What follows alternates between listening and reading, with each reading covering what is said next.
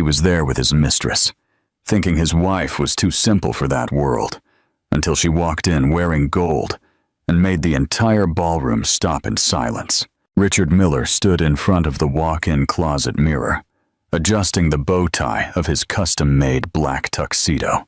His fingers trembled slightly as he tried to tie the perfect knot. It wasn't nervousness about the event itself.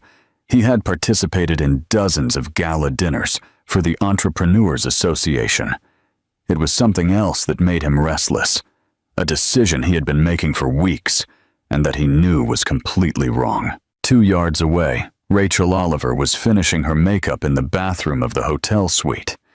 She had insisted they get ready separately, away from the eyes of Allison, Richard's wife. Rachel knew exactly what she was doing. At 28, she had a striking beauty that contrasted drastically with Allison's simplicity. Platinum hair, exuberant curves, always dressed to make an impact. "Honey, how do you think I look?" Rachel appeared at the bathroom door, wearing a low-cut red dress that left little to the imagination. The fabric clung to her body like a second skin, and Richard felt a tightening in his chest. It wasn't desire, it was pure embarrassment.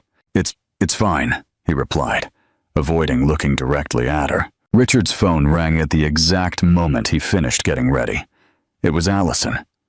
He looked at the screen for a few seconds before answering, as he always did lately, as if every conversation with his wife were a burden he carried. "Hi, Allison." "Richard, I just got a call from Sandra. She said she saw you confirming your attendance for the association dinner tonight. I thought you said you weren't going." Richard closed his eyes. He had lied to Allison about the event, saying it had been canceled. The truth was that he didn't want to take his wife. In recent months, Rachel had planted the idea in his head that Allison was too simple for that environment, that she didn't fit into the sophisticated business world, that he deserved someone more glamorous by his side. "Oh, yeah, it was a last-minute decision. They rescheduled, and I thought it best to just go alone. You know how it is. It's going to be a boring night of work." The silence on the other end of the line lasted too long. Richard could imagine Allison in the kitchen at home, still wearing her usual apron, trying to process another lie from her husband. "I see," she said finally. Richard noticed the hurt in her voice. "So you're going alone?"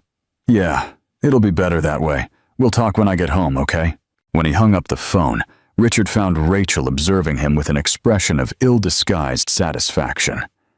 She approached and adjusted his tie with her long, red-painted nails. "You made the right choice, love. Tonight you'll see how good it is to have a real woman by your side at an important event." On the other side of the city, Allison Miller hung up the phone and stood still in the kitchen for several minutes. 12 years of marriage had taught her to read between the lines. Richard was lying, and she knew exactly why. In the last 6 months, he had become increasingly distant, increasingly absent. He came home late, invented work trips that made no sense, and when he was present, he seemed to be always thinking of somewhere else. Allison was not naive. She knew there was another woman.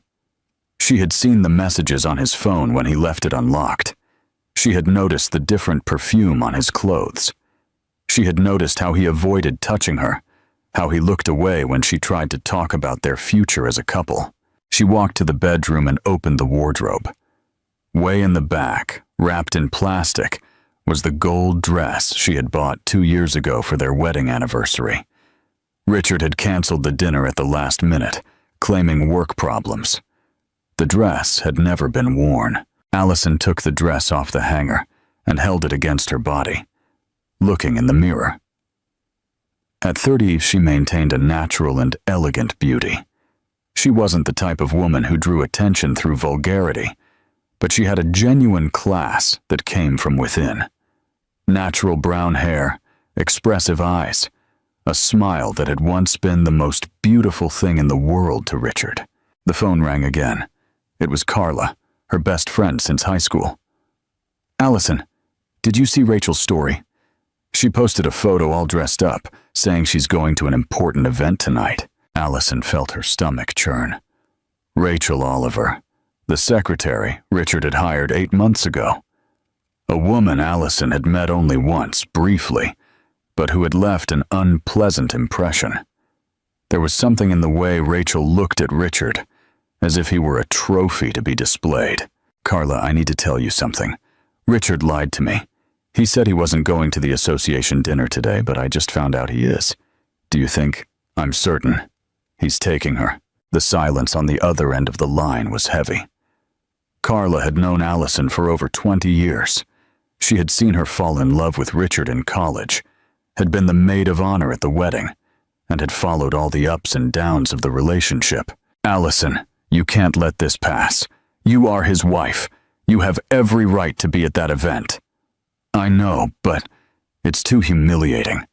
Imagine me arriving there and finding the two together." "Is it humiliating for you or for him?" Carla's question echoed in Allison's mind after they hung up.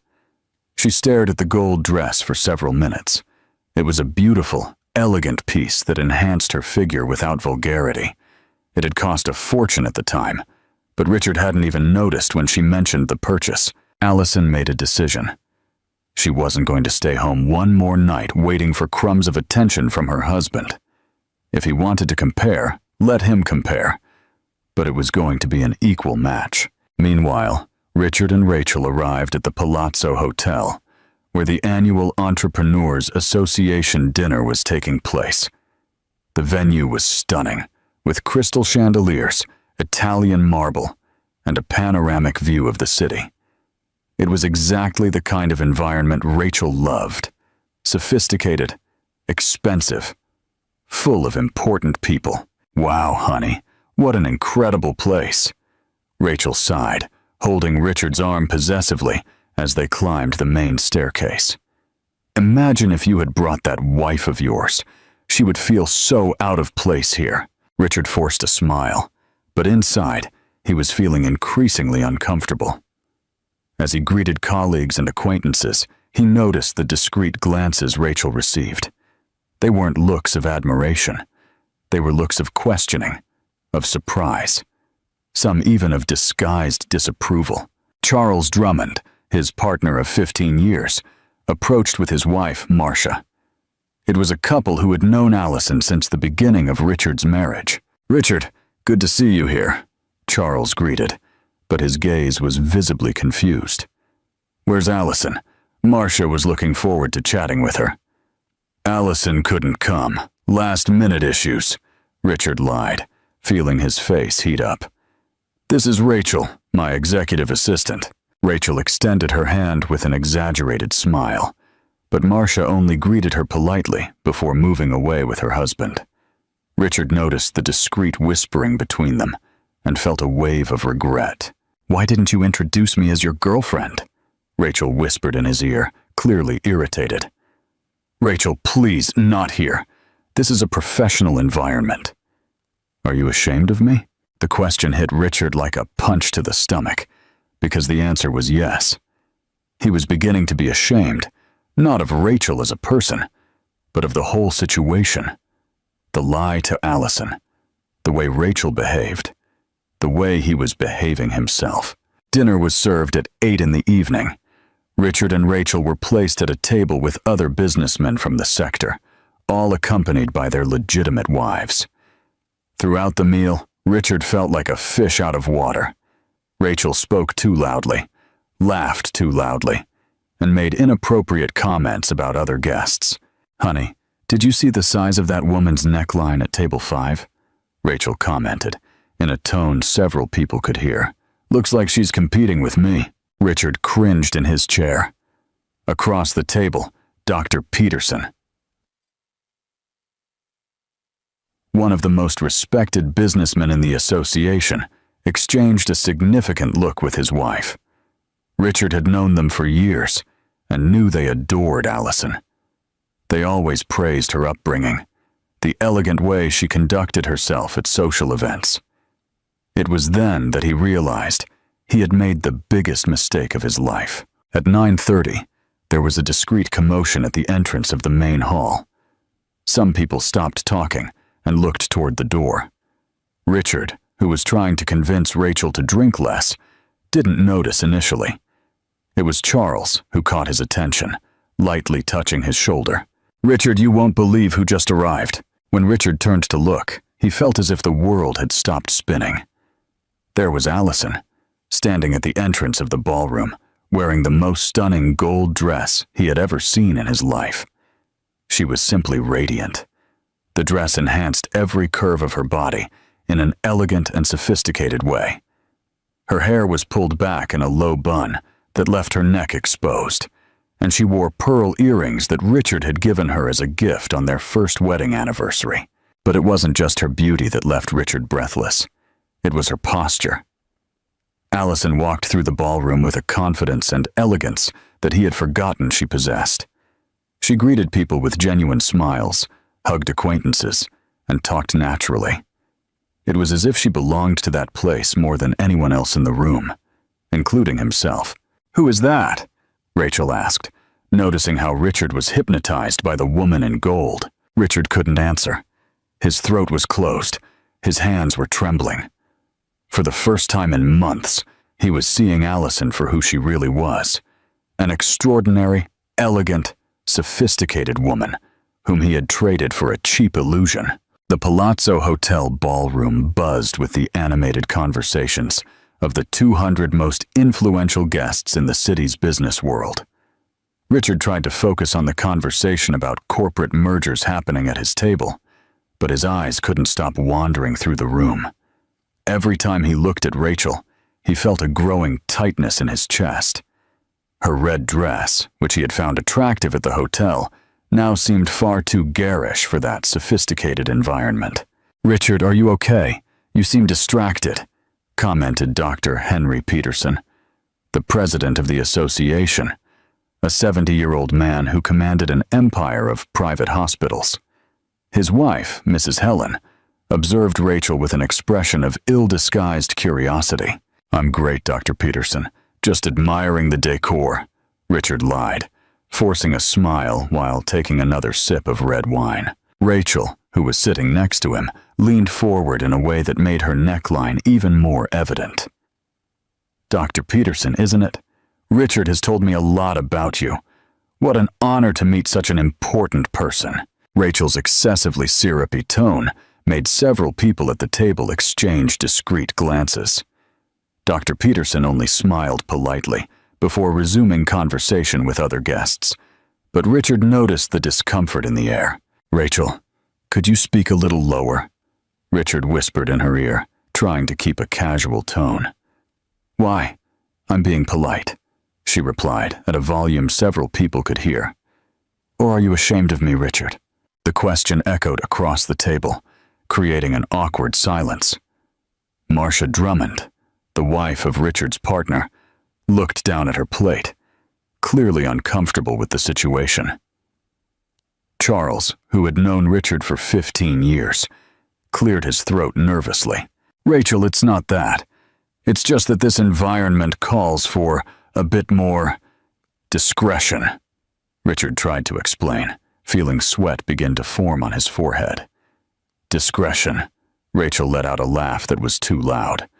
"Honey, if you wanted discretion, you should have brought your wife. I'm not the type to stay quiet in a corner." The comment dropped like a bomb on the table. Several people stopped eating and looked directly at Rachel, then at Richard. The silence that followed was so dense Richard could hear his own breathing. It was Dr. Peterson who broke the silence, but his voice was notably colder. "Richard, we have known you and Allison for years. We have always greatly admired the couple you two make. She is an exceptional woman." "It's true," Helen Peterson agreed, casting a look that left no doubt about what she was thinking. "Allison has a natural elegance that is rare to find these days." Richard felt as if he were being judged by a tribunal. Every word of praise for Allison was like a knife to his conscience. He looked around the table and realized he had completely lost the respect of those people, not for his business or professional competence, but for the man he was revealing himself to be. Well, she has a high fever today. That's why she couldn't come. Richard lied once more, his voice coming out weaker than he intended. Rachel, who was clearly bothered by the praises for Richard's wife, decided to call attention to herself again. Everyone, you'll love to know that Richard and I are planning to travel to Miami next month. He said he wants to introduce me to his international partners. The lie came out of Rachel's mouth with such naturalness that even Richard was shocked. He had never mentioned anything about Miami, let alone about introducing her to business partners. But before he could deny it, she continued. He said he needs a more modern woman by his side to impress the foreigners, someone who really understands the corporate world. Charles Drummond almost choked on his wine. Marcia looked at her husband with an expression of total incredulity. Dr. Peterson and his wife exchanged a look that spoke louder than 1,000 words. "Interesting," said Helen Peterson, her voice loaded with ill-contained sarcasm. "And what exactly do you do in the corporate world, dear?" Rachel didn't notice the tone of the question and responded enthusiastically. "I've been Richard's executive assistant for 8 months. I take care of all his important appointments, organize his schedule, answer important calls. I practically manage his professional life." "Ah, I see." Helen nodded slowly. "And before that, what was your experience in the field?" "Well, I worked as a receptionist in a dental clinic, but I always knew I had potential for bigger things. When I met Richard, he soon realized I would be perfect for the position." The table went silent once more. Richard wanted to disappear. He wanted the floor to open up and swallow him. Every word that came out of Rachel's mouth made him look more pathetic, more irresponsible, more unworthy of the respect he had taken years to build in that environment. Dr. Peterson stood up from the table, his expression serious. "Richard, I need to talk to you about that hospital project. Could you join me on the balcony for a few minutes?" It wasn't an invitation. It was an order disguised as politeness. Richard stood up, his legs trembling slightly, and followed the most powerful man in the association to the hotel's outer balcony. The cold night air hit Richard's face like a slap. Dr. Peterson positioned himself at the balcony railing, looking at the illuminated city below. For a few minutes, they stood in silence. "Richard, you'll excuse my frankness, but I need to say this as a longtime friend," Dr. Peterson began, without taking his eyes off the landscape. "What is happening to you?" "I don't understand, Dr. Peterson." "You understand perfectly." The older man turned to face him. "For 15 years you have participated in these dinners. You always brought Allison. You always behaved like a gentleman. Now you show up here with this girl, lying about your wife being sick. Richard, don't come at me with lies. Helen called Allison yesterday to confirm if she was coming today. Allison said she didn't even know about the event." Richard's world collapsed at that moment. He had been caught in another lie, and this time, by people whose respect was fundamental to his business. "Dr. Peterson, I can explain." "You don't need to explain anything to me, Richard. Your personal life is your responsibility, but I'm going to give you a piece of advice from someone who has lived a long time. You are destroying something precious for a cheap illusion." Meanwhile, back in the ballroom, Rachel was feeling increasingly uncomfortable at the table. The other women treated her with a frozen politeness, and the men barely looked in her direction. She decided to go to the bathroom to touch up her makeup and, as a bonus, post some photos on social media to show where she was. In the hotel bathroom, Rachel found other guests of the event touching up their makeup. She tried to strike up a conversation, but realized the women were purposely avoiding her. "What a beautiful dress," Rachel commented to an elegant lady next to her at the mirror. "Thank you," the woman replied dryly, without looking at Rachel. "Do you know Richard Miller? We're a couple. He's introducing me to all his friends today."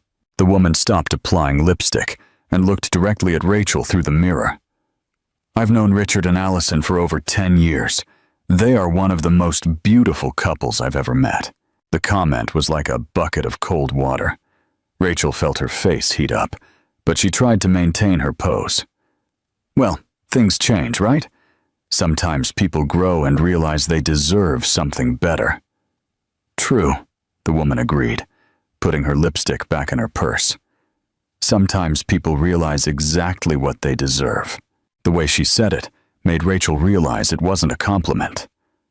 When the woman left the bathroom, Rachel stood alone before the mirror, starting to question if she was interpreting the situation correctly. Back on the balcony, Dr. Peterson continued his frank conversation with Richard. "Do you know what worries me most, Richard? It's not even the fact that you're having an affair. Men make mistakes. It's human nature. What worries me is how you're handling it." "How so?" "You're lying to everyone, including yourself. You're bringing your mistress to social events where your wife should be. You're making a fool of her in front of people who respect you and your family.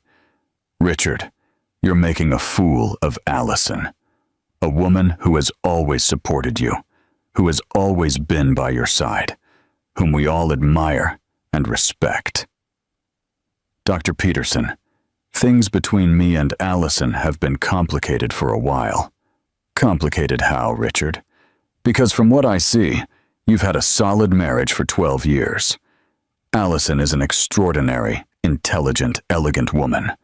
What exactly is complicated?" Richard didn't know how to answer because he didn't have a real answer. Things weren't bad with Allison. He had simply let himself be carried away by the novelty, by the adulation of a younger woman, by the illusion that he deserved something more exciting. "Look, Richard, I'm going to be straight with you. If you want to end your marriage, end it. Be man enough to face the consequences. But don't do what you're doing. Don't humiliate your wife publicly. Don't destroy your own reputation for a fling." When they returned to the ballroom, Richard found Rachel clearly irritated at the table. She had drunk more wine, and her voice was slightly altered. "Where were you, honey? You left me alone here with these people who barely speak to me," she complained loudly enough for several people to hear. "Rachel, please, let's keep the tone down," Richard asked, sitting beside her. "Why is everyone here so weird? They keep looking at me like I'm an alien. And those women in the bathroom, so stuck up." Marcia Drummond coughed discreetly and turned to her husband, whispering something in his ear. Charles looked at Richard with an expression of pity mixed with disapproval. It was at that moment that there was a discreet commotion at the entrance of the ballroom. Some people stopped talking and turned to look toward the main door. Richard, absorbed in trying to control Rachel, didn't notice initially. "My God," Helen Peterson whispered to her husband. "Look who arrived." Charles Drummond turned to follow her gaze, and his eyes widened. "Richard," he said, touching his friend's arm. "Richard, look at the entrance." When Richard raised his eyes, he felt as if he had received an electric shock. There was Allison, standing at the entrance of the ballroom like a golden apparition. The dress she wore was simply stunning, an elegant model that enhanced her figure in a sophisticated way, without vulgarity. Her hair was styled in an impeccable low bun, and she wore subtle makeup that highlighted her expressive eyes. But it wasn't just her physical beauty that left Richard breathless. It was the way she presented herself. Allison walked through the hall with a natural confidence, greeting acquaintances with genuine smiles, talking with ease with people whom Richard knew admired her. It was as if she belonged to that place more than anyone else there, including himself. "Who is that woman?" Rachel asked, following Richard's gaze. Everyone stopped to look at her. Richard couldn't answer. His throat was closed. His heart was beating fast. For the first time in months, he was seeing Allison for who she really was, an extraordinary woman whom he had been stupid enough to betray. And she was walking directly toward their table. Allison stopped at the entrance of the main ballroom and took a deep breath. Her heart was beating fast, but it wasn't fear she felt. It was pure determination.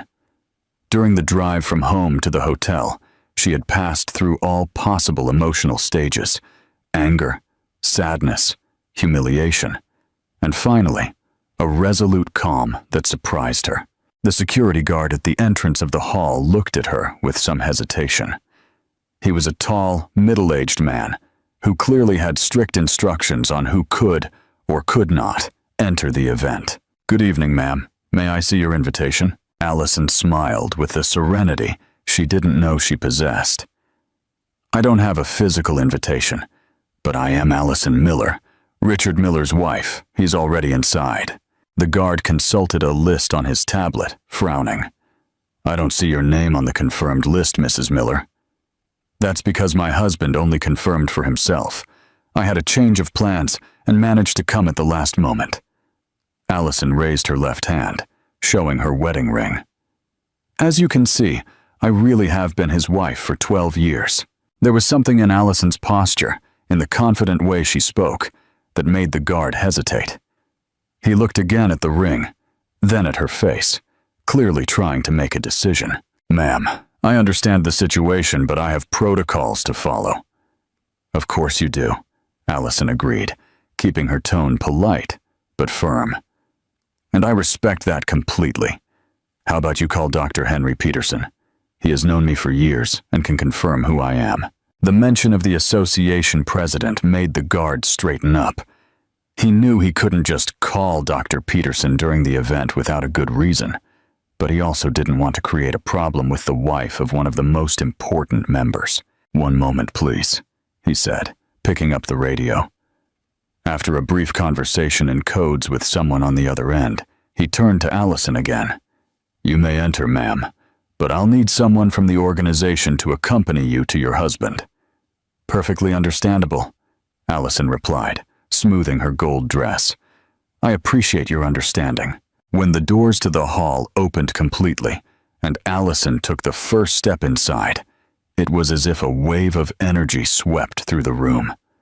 The gold dress caught the light from the crystal chandeliers in an almost magical way, creating a soft glow that made her look like an ethereal apparition. The fabric flowed with every movement, hugging her curves elegantly, without being vulgar. It was a dress that spoke of class, of sophistication, of a woman who knew her own worth. The pearl earrings Richard had given her on their first anniversary caught the light and framed her face perfectly. But it wasn't just physical appearance that was causing an impact. It was the way Allison moved. There was a natural confidence in every step, an innate elegance that couldn't be bought or imitated. It was the type of presence that made people naturally stop to look, not out of provocation or exhibitionism, but out of pure admiration. The first people to notice her entry were Helen and Dr. Peterson.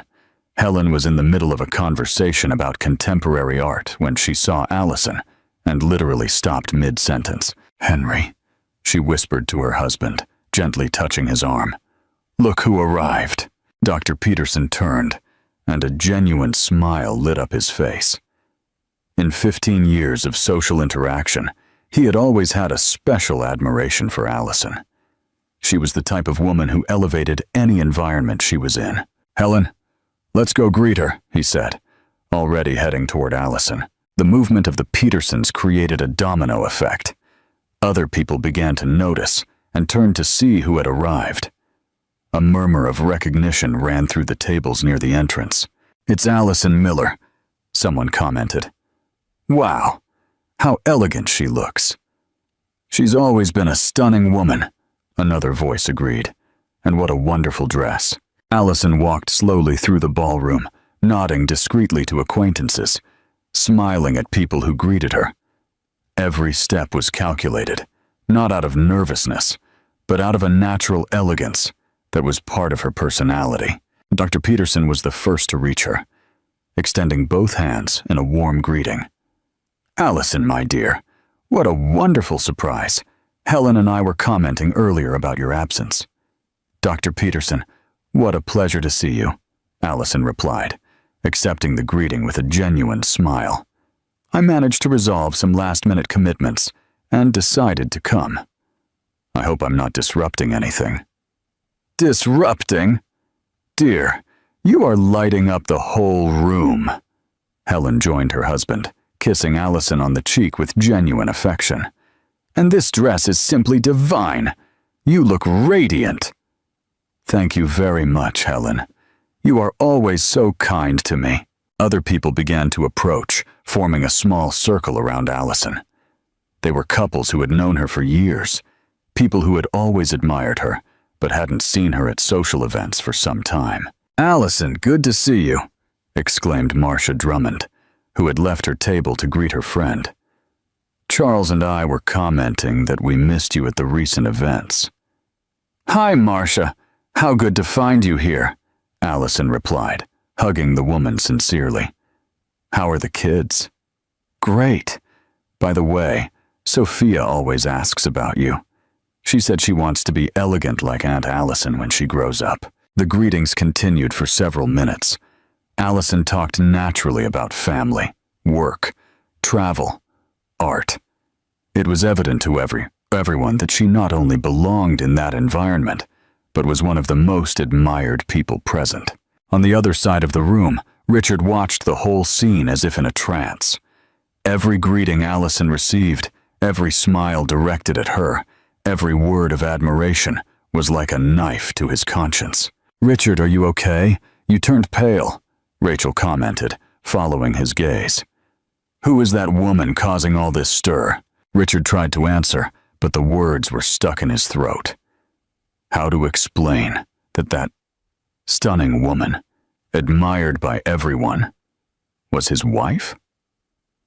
The same wife he had considered too simple for that environment? It's Allison," he finally managed to say, his voice coming out as a hoarse whisper. "Allison who?" Rachel asked, still not making the connection. "My wife." The silence that followed at the table was absolute. Rachel looked again at the woman in gold, then at Richard, then back to Allison. Her expression gradually changed from curiosity to incredulity, then to something that looked like panic. "That's your wife? The one you said was sick?" Charles and Marcia Drummond, who had returned to the table after greeting Allison, heard Rachel's comment. Charles cast a stern look at Richard, while Marcia simply shook her head in disapproval. "You lied about your wife being sick?" Dr. Peterson, who had returned to the table, asked with a voice that left no doubt about his opinion of the situation. Richard felt like a criminal being judged. Everyone at the table now knew he had lied, that he had brought his mistress to an event where he should have been with his wife. "Dr. Peterson, I can explain." "You don't need to explain anything to me, Richard," the older man replied coldly.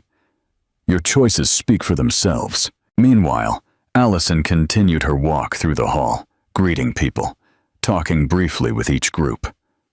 But her eyes discreetly searched for Richard. She knew exactly where he was sitting. She knew he was watching her, but she wanted the moment of their meeting to be perfect. "Allison, you need to meet the wife of Henry's new partner," Helen Peterson said, guiding her toward a nearby table. "She's passionate about art, just like you." For the next 15 minutes, Allison circulated the ballroom like a queen. There was no arrogance or pretension in her behavior, just a natural confidence that drew people in. She talked about painting with the wives of the businessmen, discussed investments with the businessmen themselves, and demonstrated knowledge on the most diverse subjects. It was impossible not to notice the glaring contrast between her and Rachel. While Rachel tried to draw attention through vulgarity and scandal, Allison commanded respect through elegance and intelligence. "That's Richard Miller's wife," someone commented at a nearby table. "I've always thought she was one of the most refined women who attend our events." "True," another person agreed. "She has a natural class that's rare these days." Rachel heard the comments and felt a mixture of anger and insecurity growing inside her. For months, Richard had described Allison as a simple woman, without sophistication, who didn't fit in his world. But the woman dominating that ballroom was anything but simple. "Why did you never tell me your wife was like this?" Rachel whispered to Richard, her voice loaded with accusation. "Like what?" Richard asked. though he knew exactly what she meant. Like this, elegant, sophisticated. Everyone here adores her. You made me believe she was a plain woman. Richard had no answer because he had spent months lying, not just to Rachel, but to himself. He had convinced himself that Allison was inferior to justify his betrayal, but now he was being forced to face reality. It was at that moment that Allison turned in the direction of their table. Her eyes met Richard's across the room, and for a moment that seemed to last an eternity, they simply looked at each other. Then Allison began walking toward them, and the entire ballroom seemed to hold its breath. The Palazzo Hotel ballroom had never witnessed a moment of tension so palpable. Allison walked toward Richard's table with the same elegance with which she had circulated the event, but now there was something different in her eyes. It wasn't anger, nor desperation. It was a serene determination that made every step look calculated, every movement charged with purpose. Richard felt as if the world were moving in slow motion. Every second that passed increased the pressure in his chest. Every step Allison took toward him made him feel smaller in his chair. He could feel the curious gazes from other tables turning toward them, people realizing that something important was about to happen. Rachel, beside him, was visibly nervous. She had spent the entire night trying to establish herself as the important woman in Richard's life, but now she faced the reality that his true wife was approaching. And this wife was nothing like what she had imagined. "Richard," Rachel whispered urgently. "Are you going to talk to her? What are you going to say?" But Richard couldn't answer. He was hypnotized by the sight of Allison approaching. The gold dress caught the light with every step, creating an almost ethereal glow around her. It was as if she were a goddess descending from Olympus to judge insignificant mortals.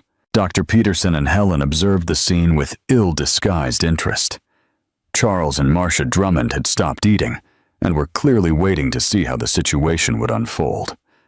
Other people at nearby tables also noticed the attention and lowered the volume of their conversations. When Allison finally reached the table, she stopped behind the empty chair next to Richard, the place that should have been hers since the beginning of the night. The silence that fell was absolute. Not even the sound of waiters serving other tables could be heard. Allison looked around the table, greeting each person with an elegant nod of her head. When her eyes rested on Rachel, there was no hostility, only a calm and calculated evaluation. "Good evening, everyone," Allison said, her voice clear and controlled. "I apologize for the late arrival. I had some last-minute commitments that were resolved only today." "Doctor." Peterson was the first to stand up, always the gentleman. "Allison, my dear, what an immense joy to have you here. Please, sit with us." Helen also stood up, smiling warmly. "We were commenting earlier about your absence. So glad you could come." Charles and Marcia followed suit, standing up to greet Allison properly. The politeness and respect they showed her created a glaring contrast with the way they had treated Rachel all night. "Thank you very much for the warm welcome," Allison replied, occupying the chair Dr. Peterson had pulled out for her. "It is always a pleasure to be among such dear friends." Richard finally managed to move, awkwardly standing up to greet his wife. His hands trembled as he leaned in to kiss her cheek, a mechanical gesture they both had repeated thousands of times, but which now felt loaded with embarrassment. "Allison," he said, his voice coming out hoarser than he intended. You managed to come." "As you can see," she replied with a smile that didn't reach her eyes. "I decided I couldn't miss the association's most important event of the year." It was then that Rachel decided to intrude into the conversation. She stood up from her chair with an exaggerated movement, extending her hand to Allison with a forced smile. "Hi, you must be the famous Allison. I'm Rachel Oliver, Richard's executive assistant. He talks about you a lot." The moment was tense. Allison looked at Rachel's extended hand, then at her face. and finally accepted the greeting with a frozen politeness. "Executive assistant," Allison repeated slowly, as if savoring the words. How interesting. Richard never mentioned having hired an executive assistant. Rachel felt the first sign that she had completely underestimated the situation. There was something in the way Allison spoke, in the controlled but cutting tone, that made her realize she was dealing with someone much smarter than she expected. "Well, it's a new position." Richard decided he needed someone to help with the most important commitments, Rachel replied, trying to sound casual, but failing miserably. "Ah, I see," Allison nodded, sitting gracefully. "And have you had experience in the business world for a long time?" The question was apparently innocent, but there was a knife hidden in the words. Rachel felt her face heat up, because she knew her experience was limited, and she was sure Allison knew it too. "I'm learning a lot from Richard. He's an excellent mentor," Rachel replied, trying to shift the focus. "I'm sure he is," Allison agreed, casting a significant look at her husband. Richard has always been generous in sharing his knowledge. The double meaning did not go unnoticed by anyone at the table. Dr. Peterson cleared his throat discreetly. Helen looked down at her plate, and Charles and Marcia exchanged a worried look. It was Helen who broke the tension, skillfully changing the subject. "Allison, I must say you look absolutely stunning tonight. That dress is a work of art." "Thank you very much, Helen. Actually, it was a gift from Richard on our 10th wedding anniversary," Allison replied, smoothing the gold fabric. "He said he wanted me to have something special for important occasions. I thought today would be perfect to wear it." The information dropped like a bomb on the table. Richard remembered perfectly giving the dress to Allison. He remembered saying she should save it for special moments. What he didn't remember was having canceled the anniversary dinner for which she had bought the dress, claiming work problems. Rachel also processed the information with growing discomfort. For months, Richard had made her believe his marriage was dead. No romance, no connection. But there was the proof that he had given expensive and romantic gifts to his wife. 12 years of marriage, Peterson commented with approval. "It's an admirable achievement these days. You two are an example for younger couples." "Actually, it'll be 12 years next month," Allison corrected softly. "It has been an interesting journey, full of lessons about human nature and about the true values in life." Every word was loaded with meaning. Richard knew she wasn't just making social conversation. She was sending a direct message to him and to anyone who was paying attention. The dinner continued, but the table dynamic had changed completely. Allison dominated the conversations with natural ease, demonstrating knowledge about art, politics, and international economics. When Dr. Peterson mentioned his expansion plans for the hospital network, she asked intelligent questions about sustainability and corporate social responsibility. "You have an impressive knowledge of hospital management, Allison," Dr. Peterson commented, clearly impressed. "Have you ever thought about working in the healthcare field?" "Actually, I've been doing volunteer work at the medical center for 3 years," Allison replied naturally. "I help organize fundraising campaigns and manage social projects. It's very rewarding to be able to contribute to important causes." Rachel almost choked on her wine. This was yet another piece of information Richard had never shared. For months, he had painted a portrait of Allison as a woman, without ambitions, who spent her days taking care of the house. But the reality was completely different. "How wonderful!" Helen exclaimed. "I've always admired people who dedicate time to helping others. It's a rare quality these days." "I believe we all have a responsibility to contribute to a better society," Allison replied, "especially those who were lucky enough to have a comfortable life." Again, there was a subliminal message in her words. Rachel was beginning to realize that every phrase of Allison's was carefully constructed to convey multiple layers of meaning. Charles Drummond, who had remained relatively quiet during the night, decided to join the conversation. "Allison, it's been a while since we talked about your personal projects. "How is the master's degree going?" Richard almost spat out his wine. What master's degree? He didn't know Allison was doing a master's. "It's going very well. Thank you for asking," Allison replied, casting a discreet look at Richard.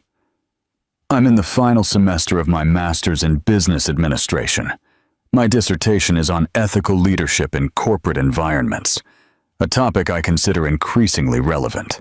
The silence that followed was charged with tension. Everyone at the table, except Rachel, understood the irony of the situation. There was Richard, worried that his wife was too simple for business events, discovering that she was about to graduate with an MBA. "How interesting," Rachel commented, trying to participate in the conversation. "And what exactly do you plan to do with that master's?" Allison turned to look directly at Rachel, and for the first time that night, there was something sharp in her eyes.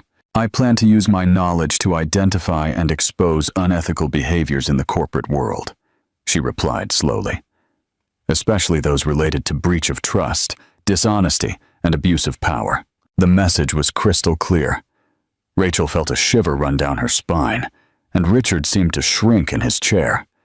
Dr. Peterson, who had observed the entire interaction with growing interest, decided to intervene.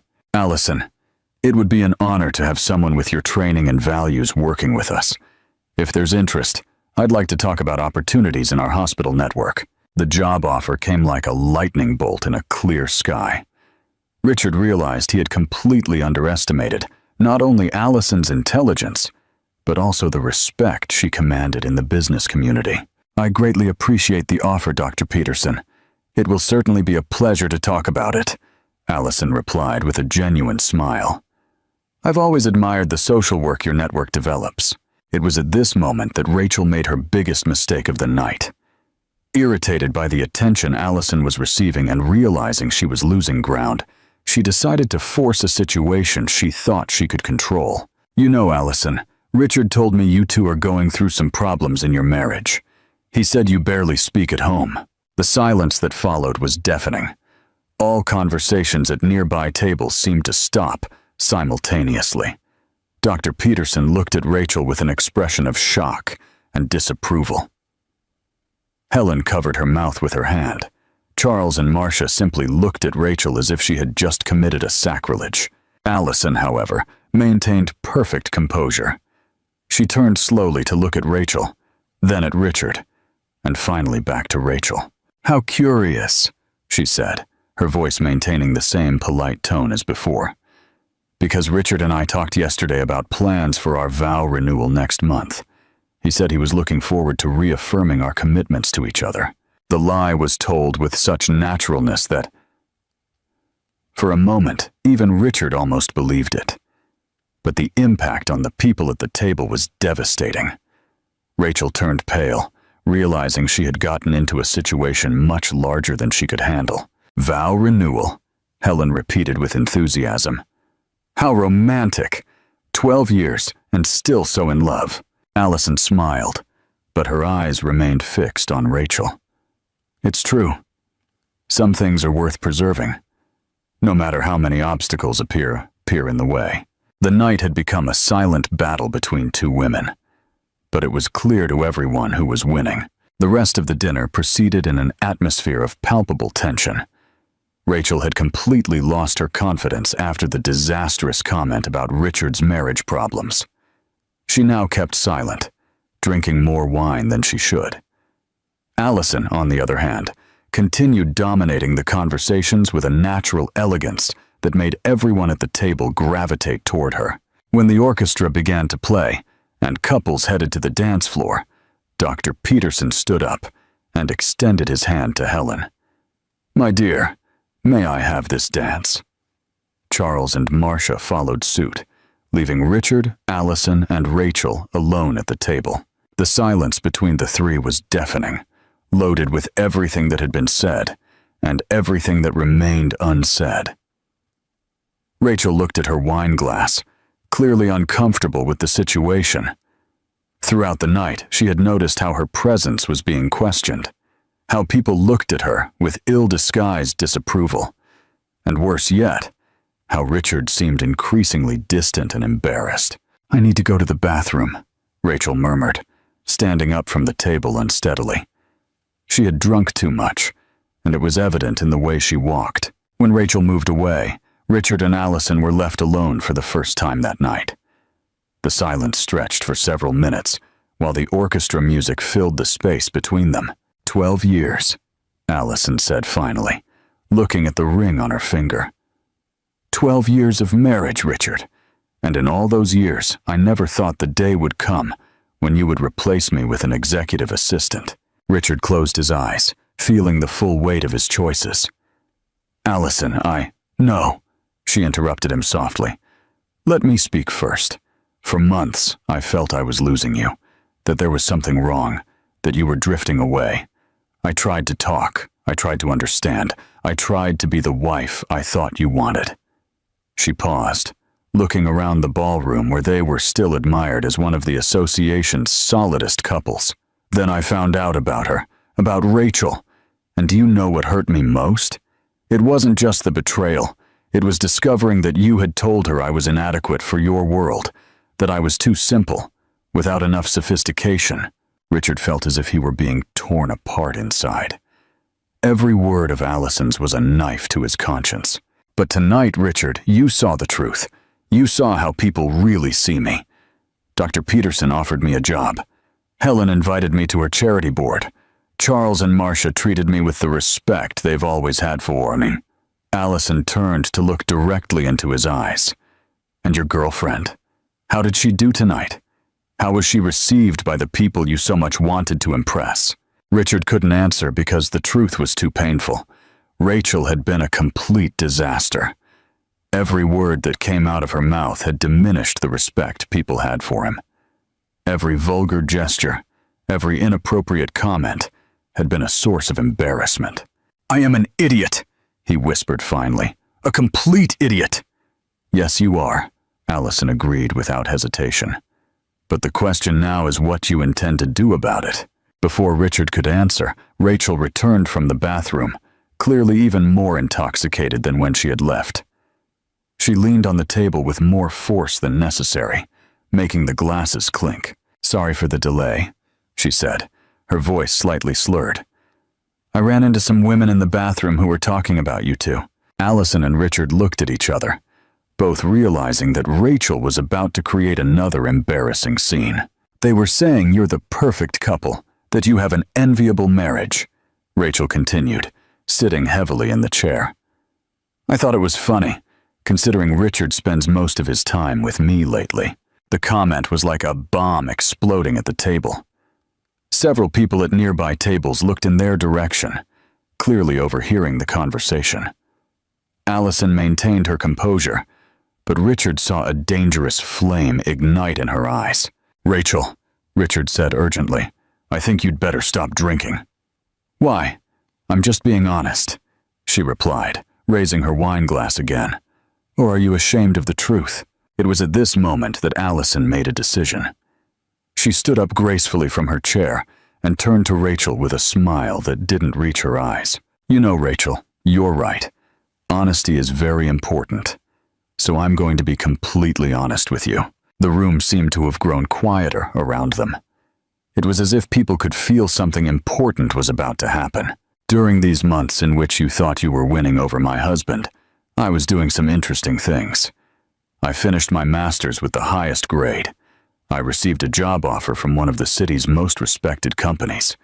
And more importantly," Allison paused, allowing the tension to grow, "I hired one of the city's best family lawyers and documented every lie, every betrayal, every cent of our company money that was spent on you." Rachel turned pale instantly. Richard felt as if the floor had opened beneath his feet. "While you thought you were building a future with a married man, I was building a solid case to ensure that, when this marriage ended, I would keep everything that rightfully belongs to me." The silence at the table was absolute. Rachel looked at Allison as if she were seeing a ghost. Richard was in total shock, realizing he had completely underestimated his wife's intelligence and determination. But you know what's interesting, Rachel? Allison continued, her voice maintaining its polite and controlled tone.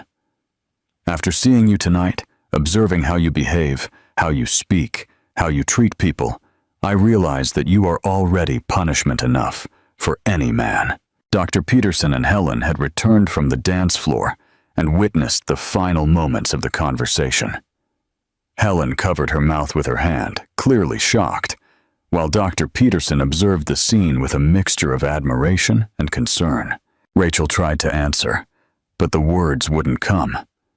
She was starting to realize the magnitude of the mistake she had made, not just in getting involved with a married man, but in completely underestimating the woman she was competing with. I didn't know, Rachel stammered. Of course you didn't, Allison agreed. Because you two created a fantasy where I was the villain of the story, where I was the boring, plain wife who was preventing your great love.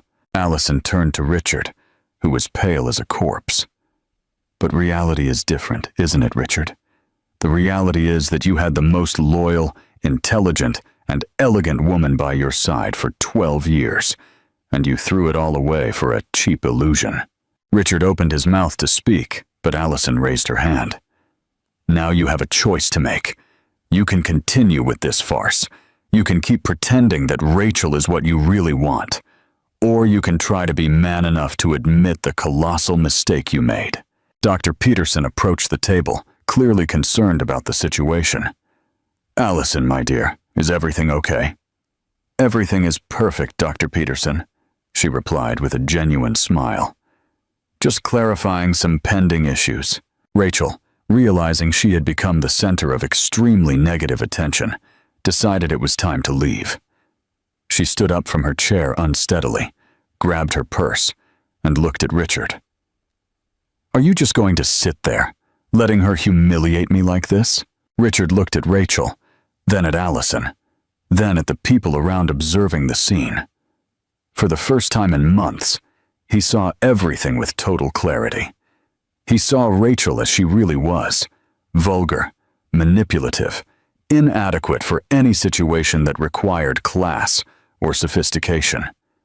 And he saw Allison as she had always been, extraordinary. Rachel, he said slowly, I think you'd better go home. The response was like a slap in her face. Rachel looked at Richard with incredulity, then at Allison with pure hatred. You're going to regret this, Richard, she said, her voice trembling with anger. When you realize you made a mistake, don't come after me. Don't worry, Richard responded, surprising himself with the firmness in his voice. I won't. Rachel left the ballroom, stumbling slightly, leaving a trail of embarrassment behind her. Several people watched her leave, whispering among themselves about what they had witnessed. When she disappeared, Richard turned to Allison. There were tears in his eyes, tears of regret, of shame, of late recognition of what he had lost. Allison, Richard, she interrupted him softly. If you really want a chance to rebuild what you destroyed, you're going to have to do more than apologize.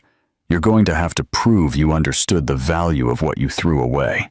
Dr. Peterson, who had observed the whole interaction, approached Richard and placed a hand on his shoulder.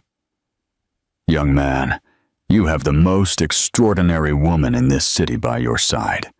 If I were you, I would do everything to deserve a second chance. Richard looked around the ballroom and realized dozens of people were watching them, some with curiosity, others with judgment, but many with expectation, as if they were waiting to see what he would do next. He stood up slowly and extended his hand to Allison. Will you grant me this dance? Allison looked at him for several seconds, evaluating the sincerity in the request. Finally, she accepted his hand and stood up. One dance, nothing more. They walked to the dance floor as the orchestra played a slow waltz. When Richard placed his hand on Allison's waist, and she rested her hand on his shoulder, it was as if the years of distancing hadn't existed. You look beautiful tonight, Richard whispered as they danced. I'm always beautiful, Richard. You're the one who stopped noticing. They danced in silence for a few minutes, each lost in their own thoughts. Around them, other couples also danced. But many eyes were still fixed on them. "What you said about having documented everything, was it true?" Richard finally asked. "Every word," Allison replied without hesitation. "I am not the naive woman you thought I was, Richard. I never was." "And the lawyer?" "Mr. Mark Santoro, the best in the city. He said I would be entitled to 60% of everything we built together, considering the circumstances." Richard swallowed hard. Mr. Santoro had a reputation for being ruthless in divorce cases. And now? What happens now? Allison stopped dancing and looked directly into his eyes. "Now you're going home alone.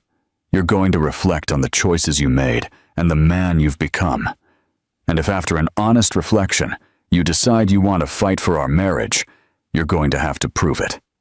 "How?" "First, you will definitively end all contact with Rachel.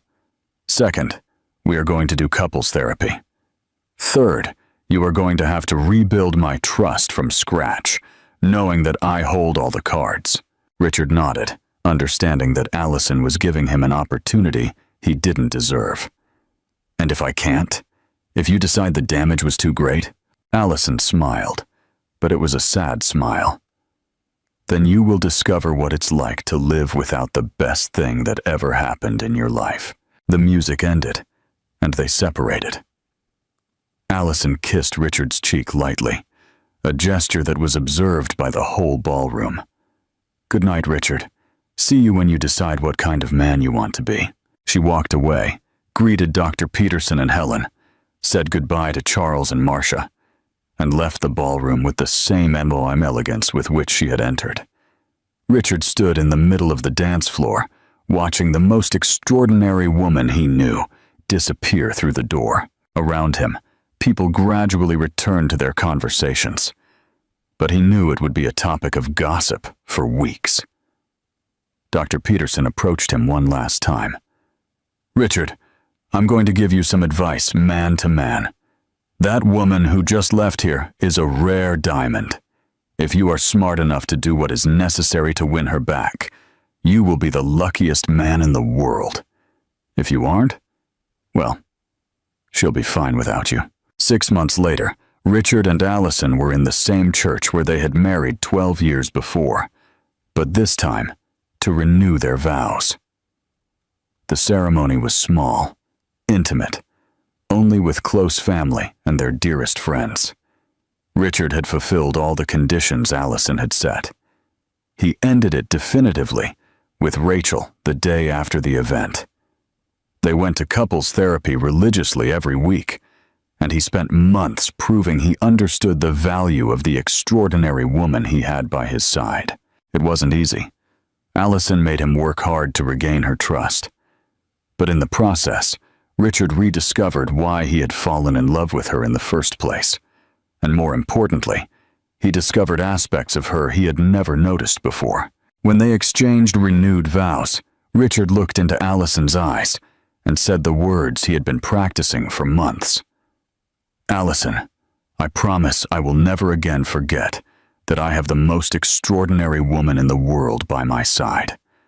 I promise to honor you, respect you, and never again take for granted the gift that is having you in my life." Allison smiled, tears streaming down her face, and responded, "And I promise that I will never again allow anyone to make me feel less than what I know I'm worth. I promise to fight for our love, but I also promise to fight for myself." When they kissed, sealing their vow renewal, there was a feeling that something had been not only restored, but strengthened. Dr. Peterson, who was invited to the ceremony, commented to Helen, "Now we truly have back the couple we always admired." And in a decision that surprised everyone, Allison accepted the job offer at Dr. Peterson's hospital network, becoming the director of social responsibility. Richard not only supported the decision, but took immense pride in his wife's professional successes. As for Rachel, she had left town a few weeks after the hotel event, claiming to have gotten a better job in another state. But everyone knew she had left because she could no longer look people in the eye after the public humiliation she suffered. Sometimes, when they walked hand in hand through the city streets, Richard looked at Allison and still couldn't believe he had almost lost everything for a cheap illusion. But he had learned the most important lesson of his life, that some people are irreplaceable, and recognizing that before it's too late is the difference between being a wise man and being a fool. And Allison, in turn, had discovered that knowing her own value and never accepting less than she deserves is not just a matter of self-esteem, but of self-preservation. She became an even stronger woman, more confident, and more determined to never allow anyone to diminish her again. In the end, the night that could have destroyed her marriage ended up being the night that saved it. Because sometimes, to build something new and better, first it is necessary for everything to fall apart and show its true foundations.